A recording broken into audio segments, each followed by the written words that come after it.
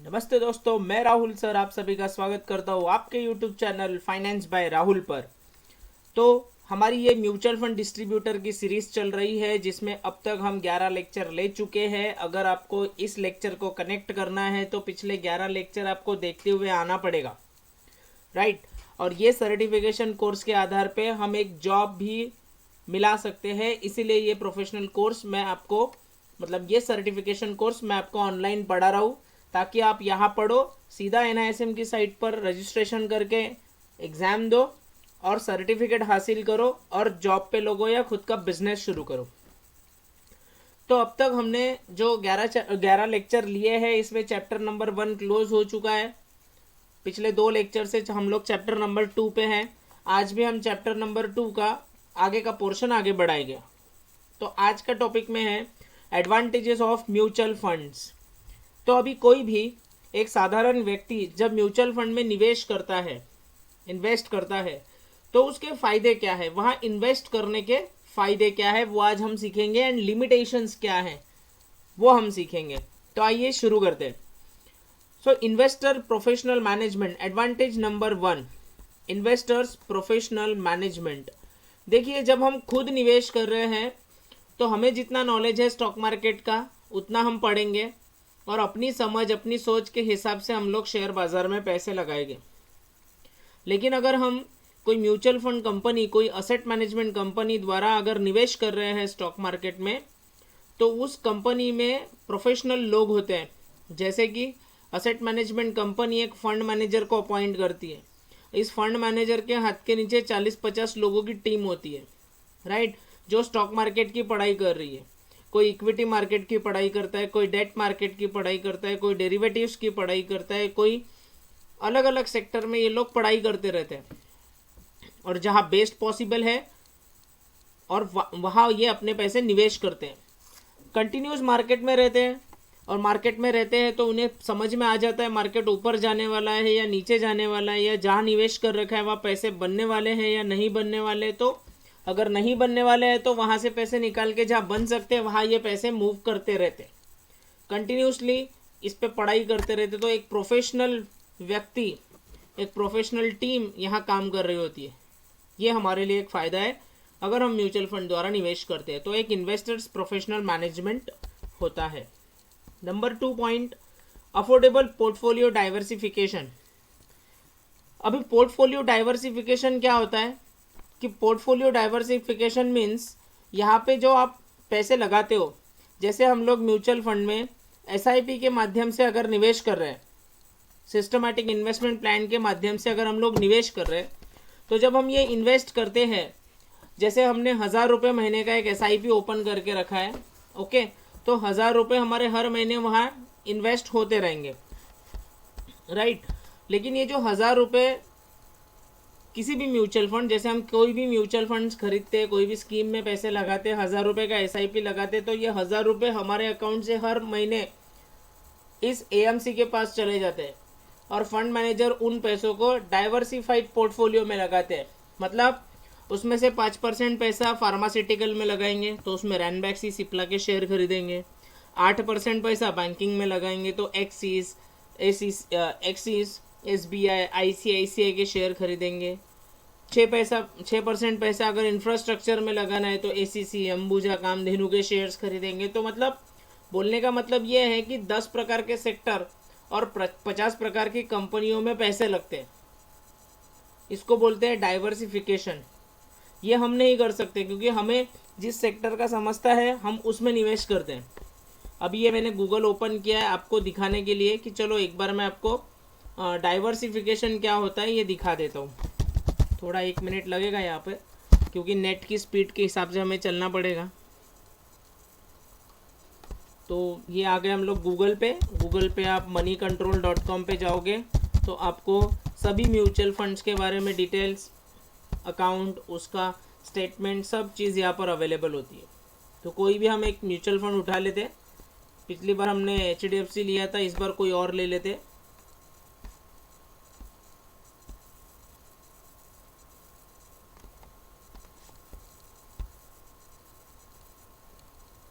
चलो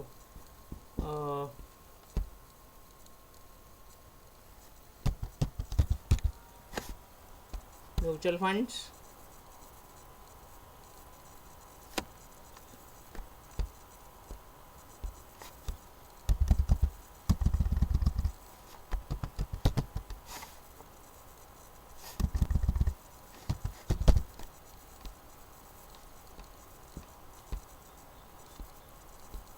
SBI liquid fund देख लेते हैं।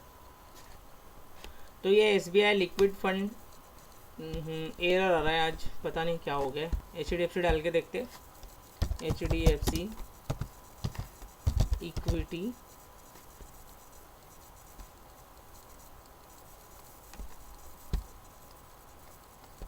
चलो HDFC equity saving fund,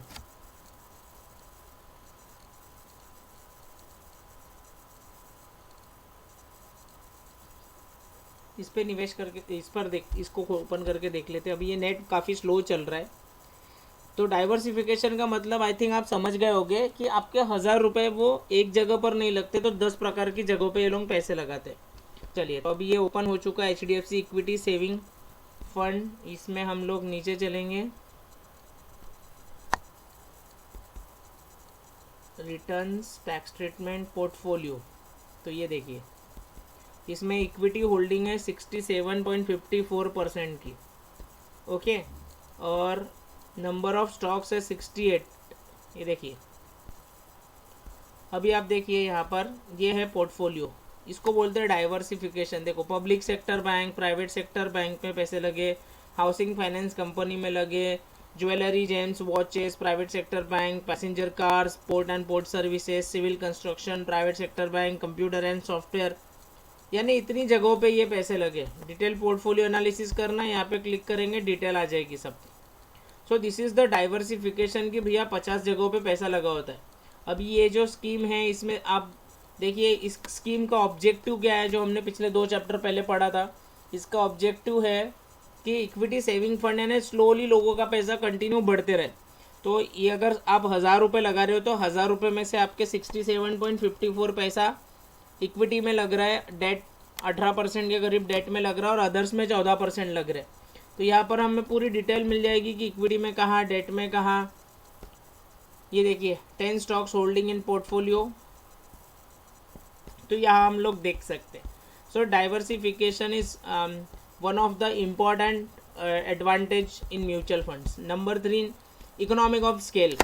C, economic of scale यानी जब भी हम लोग अगर डायरेक्ट शेयर्स खरीदते हैं, जिस भी डिपॉजिटरी पार्टिसिपेंट, यानी हम कोई प्राइवेट ब्रोकर हो like Anand Rathi, Angel broking, Karvy stock broking, okay, ये कोई ब्रोकर हो, या ग्रो ऐप आजकल ऑनलाइन भी काफ़ी लोग कर रहे हैं, या फिर किसी भी बैंक में हम लोग डीमेट अकाउंट ओपन करते हैं, और उस डीमेट अकाउंट के माध्यम से जब हम शेयर बाज़ार से शेयर्स खरीदते हैं, तो जब हम खरीदते तब भी हमें ब्रोकरेज लगता है, जब हम बेचते तब भी हमें ब्रोकरेज लगता है। यानी आपकी हर डील पे, आपके वॉल्यूम पे आपको ब्रोकरेज पे करना होता है।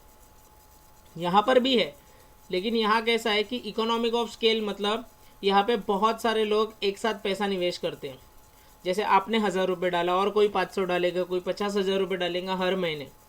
तो ये जो म्यूचुअल फंड हाउसेस है, ये जो असेट मैनेजमेंट कंपनी है, इसमें फंड मैनेजर की पगार देना है, कंप्लायंस ऑफिसर की पगार देना है, ठीक है, कस्टोडियन को कुछ देना है, रजिस्टर एंड ट्रांसफर एजेंट। तो ये जितना भी तामझाम लगा हुआ है, ये जो डे टू डे एक्टिविटी संभाल रही है AMC, इनकी फीस पेमेंट्स वगैरह करने होते हैं। ये हम सब के पैसे में से थोड़ा सा रेशो निकाल लेते हैं, और वो इन सब में बैठता है। तो इतने प्रोफेशनल, इतने हाईली क्वालिफाइड लोग हमें बिल्कुल सस्ते दामों में मिल जाते हैं, क्योंकि हमारा भी निवेश है, हमारे निवेश के हिसाब से हमारा कॉस्ट बैठता है ना।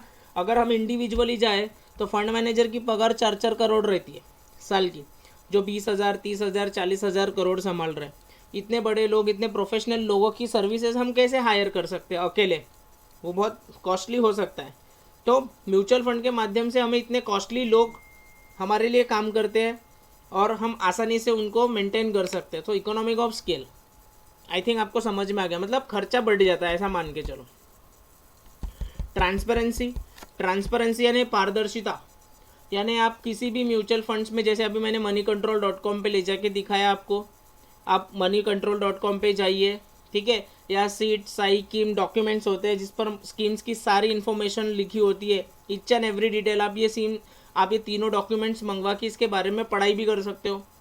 कोई छुपाने वाली बात नहीं है, बिल्कुल ट्रांसपेरेंसी रहती है म्यूचुअल फंड्स में। पढ़ लेते हैं यहाँ क्या लिखा है थ्योरी में। An investors is well serve if relevant information is available on time. Availability of such information is critical for making an informed investment decision. The structure of the mutual fund and the regulations by SEBI have ensured that investors get such transparency about their investment. There are three essential places from where the investors can get enough information for making informed decision: scheme related document, SAI and KIM. Okay, SEED, SAI and KIM. Portfolio disclosure and NAV of the scheme.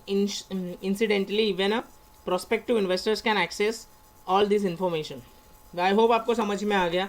Transparency रहती है, कोई दिक्कत नहीं है। Liquidity, देखिए liquidity की हम लोग अगर बात करें तो लिक्विडिटी मतलब the things which is easily converted into cash. अभी आपने म्यूचुअल फंड्स में 1000 रुपये SIP ओपन किया है, आपने पहले महीने डाला, दूसरे महीने डाला, तीसरे महीने पैसे डाले, 3000 रुपये हो गए। चौथे महीने आपके पास पैसे नहीं है वो डेट पर, कोई दिक्कत नहीं है, मत डालिए पैसे, आपको कोई एक्स्ट्रा चार्जेस नहीं लगते, आपको कोई बाउंसिंग चार्जेस नहीं लगते, कोई दिक्कत नहीं है। 5वें महीने आप बोलते हो कि यार मेरे जो 3000 अभी लगे हुए हैं मुझे वो भी विड्रॉल करना है, तो तुरंत बस आप विड्रॉल का बटन दबा दो। सभी AMCs के आजकल एप्लीकेशंस है, आप विड्रॉल कर सकते हो बाय कैश के हिसाब से भी, मतलब अमाउंट के हिसाब से विड्रॉल कर सकते हो, यूनिट के हिसाब से भी विड्रॉल कर सकते हो।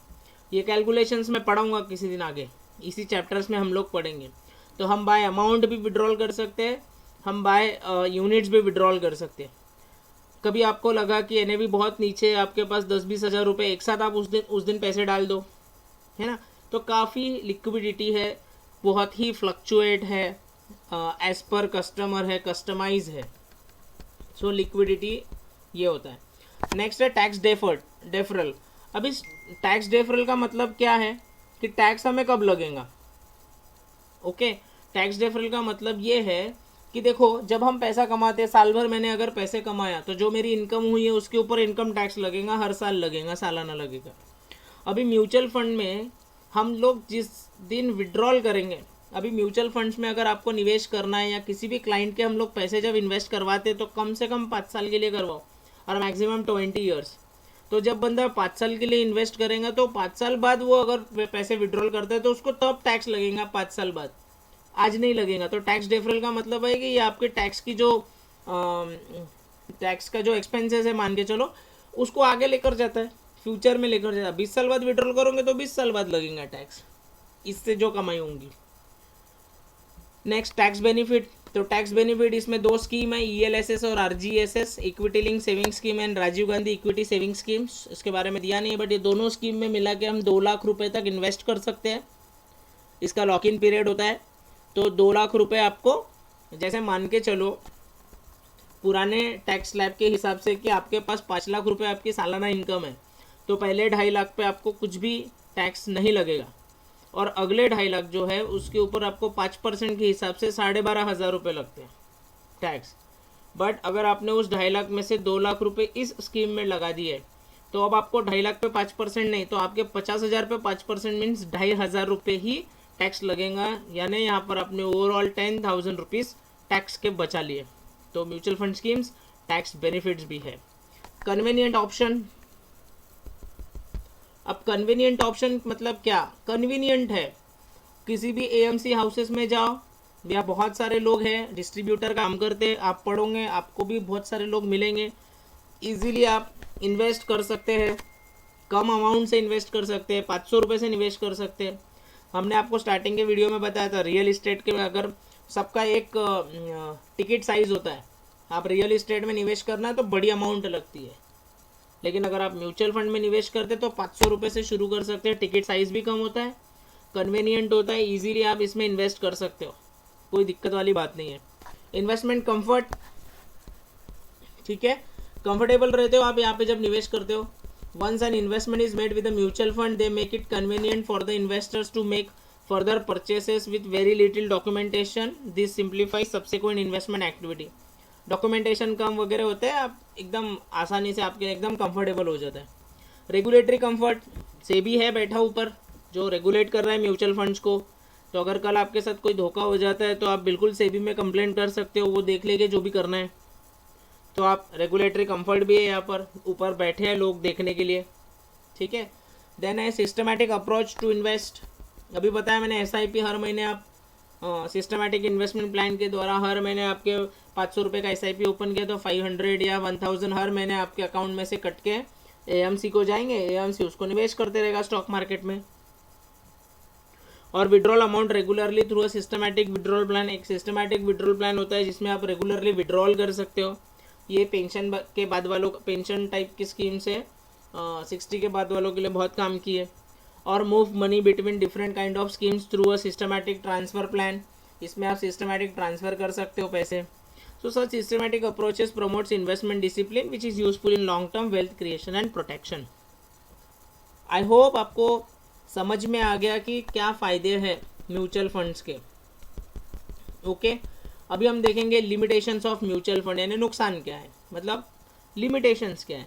सो lack of portfolio customization, lack of portfolio customization यानी यहाँ पर जो भी डिसीजन चलेंगे वो फंड मैनेजर के चलेंगे।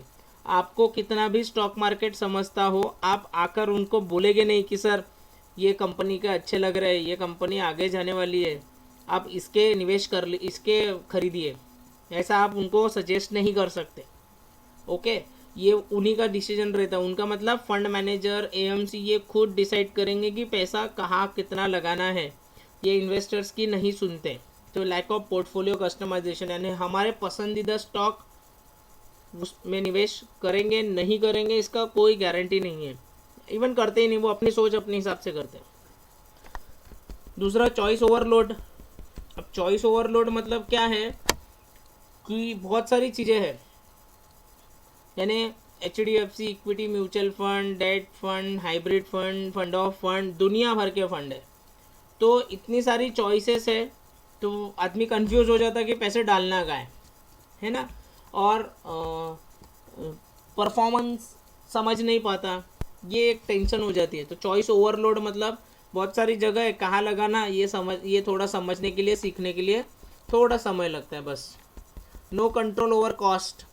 अभी देखो, वो स्कीम को संभालने के लिए फंड मैनेजर की जो पगार है, एसेट मैनेजमेंट कंपनी लोगों को जो पेमेंट दे रही है, फीस जो काट रही है, कमीशन, इस पे हमारा कोई भी कंट्रोल नहीं है। इस पर निवेशक का कोई कंट्रोल नहीं है कि म्यूचुअल फंड की ये स्कीम चलाने के लिए, संभालने के लिए कितनी कॉस्ट बैठ सकती है, इसके लिए बिल्कुल भी हमारे हाथ में नहीं है। तो नो कंट्रोल ओवर कॉस्ट, ये पूरा कंट्रोल एक्चुअली रेगुलेटरी के हाथ में होता है। मतलब सेबी ने तय कर दिया है कि ये अमाउंट पे, मतलब इतना AUM रहा तो अब इतना % ही एक्सपेंस रेशो रखो, बस उसी के हिसाब से चलता है, ये हमारे हाथ में कुछ भी नहीं है। नेक्स्ट पॉइंट है नो गारंटी रिटर्न। ओके, अभी म्यूचुअल फंड्स में अगर आप पैसे लगाते हो, राइट, तो पैसे लगाने के बाद यहाँ पर पैसे रिटर्न्स, मतलब यहाँ पर प्रॉफिट ही होगा, इसकी कोई गारंटी नहीं है। मतलब एज पर दिस डॉक्यूमेंट हम बोल सकते हैं कि नहीं भैया कोई भी गारंटी नहीं है, कुछ भी हो सकता है स्टॉक मार्केट में। इसीलिए तो जब भी आप म्यूचुअल फंड्स की ऐड देखते होंगे टीवी पर, तो वहाँ लिखा रहता है it's subject to market risk, please read all scheme related documents carefully. वो इसीलिए लिखा होता है कि अगर कोई स्कीम है जो पिछले 5 सालों से 10 सालों से अच्छा परफॉर्मेंस दे रही है, वो आगे भी अच्छा परफॉर्म करेंगी, इसकी भी कोई गारंटी नहीं है। तो यहाँ पर रिटर्न्स की कोई गारंटी नहीं है। बट बिलीव मी, 1979 में सेंसेक्स आया था 100 पॉइंट्स के साथ, आज सेंसेक्स 60,000 पे है। सेंसेक्स की एवरेज ग्रोथ 16% की है। निफ्टी 92 में आया था, मतलब 92 में NSE, 94 में निफ्टी आया था, 95 से वर्कआउट शुरू किया, 1000 से शुरू हुआ था, आज वो भी 30,000 के करीब है, उसका भी 10% का ग्रोथ है निफ्टी का। दोनों का एवरेज ग्रोथ अगर हम मिलाए तो 13% की ग्रोथ है मार्केट की। तो पैसे बनते ही है, यहाँ पर लॉन्ग टर्म के लिए रुकना पड़ता है। वो ऐसा कहा गया है यहाँ पर क्योंकि बिल्कुल ज़रूरी है, मार्केट के हिसाब से चलेगा। अगर मार्केट गिरा तो आपके NAV गिरेगा, NAV गिरा तो आपको रिटर्न्स कम आएंगे। सो यहाँ पर रिटर्न्स की कोई भी गारंटी नहीं है। आशा करता हूँ कि आज का लेक्चर भी आपको समझ में आया होगा। इससे रिलेटेड कोई भी दिक्कत है, कोई भी सवाल है आपका, तो प्लीज़ मुझे कमेंट बॉक्स में पूछिए एंड सब्सक्राइब करिए और भी लोगों को अपने चैनल के बारे में बताइए। आपका सपोर्ट मिलेगा तो इसमें मैं और डेवलपमेंट लाते जाऊँगा, ठीक है। कोई सवाल है तो प्लीज़ पूछिए। Thank you so much.